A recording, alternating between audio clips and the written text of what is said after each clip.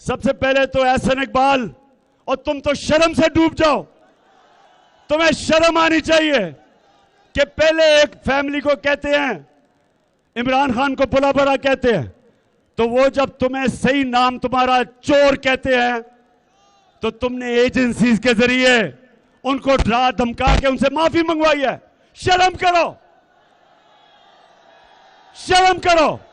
मैं यहां खड़ा होके कहता हूं कि एहसन इकबाल, तुम भी, तुम्हारा जो जिसके तुम दरबारी हो, नवाज शरीफ, शहबाज शरीफ, हमजा, सलमान शरीफ, ये सब चोर हैं। और जो कैंपेन कर रही है आपके लिए, जिस खातून से सच ही नहीं बोला जाता, कहती है, खातून फरमाती है कि मेरी तो लंदन छोड़ो, पाकिस्तान में भी कोई प्रॉपर्टी नहीं है।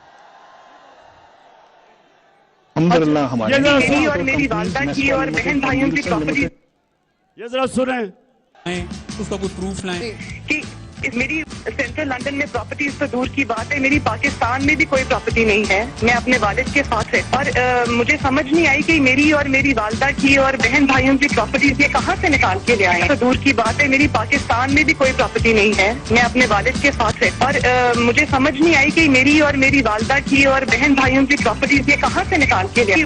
सेंट्रल लंदन में प्रॉपर्टीज तो दूर की बात है, मेरी पाकिस्तान में भी कोई प्रॉपर्टी नहीं है। मैं अपने अच्छा मरियम बीबी, आप जब ये कह रही थी तो आपको शायद ये नहीं पता था, ये 2014 में मरियम बीबी ने पहाड़ जितना बड़ा झूठ बोला कि लंदन तो छोड़ो, पाकिस्तान भी प्रॉपर्टी नहीं।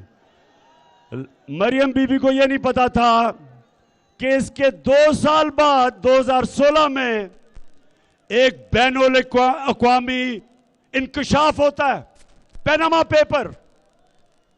ये वो कहते हैं ना, एक हदीस है कि शैतान ही इंसान के गुनाह दुनिया में नशर कर देता है।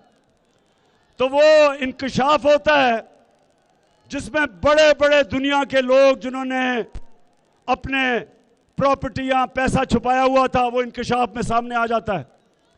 तो उसमें ये क्या चीज सामने आती है कि जब मरियम बीबी ये कह रही थी कि मेरी लंदन तो छोड़े, पाकिस्तान में भी प्रॉपर्टी नहीं है, तो तब 2 साल बाद पता चलता है कि लंदन के सबसे महंगे इलाके मेफेयर में 4 बड़े बड़े अरबों रुपए के महलात थे मरियम बीबी के। अब कोई और इंसान होता तो इतना बड़ा झूठ पकड़ा जाता, वो छुप ही जाता, पब्लिक में शक्ल ही ना दिखाता। लेकिन मरियम बीबी वहां से नहीं, कोई फर्क नहीं पड़ा। फिर अदालत के अंदर जाके एक कॉन्ट्रैक्ट दिखा देती हैं अदालत में, और ये ओथ के ऊपर, याद रखें अदालत में अगर आप ओथ के ऊपर आपका झूठ पकड़ा जाए तो सीधा जेल है, 3 साल जेल है।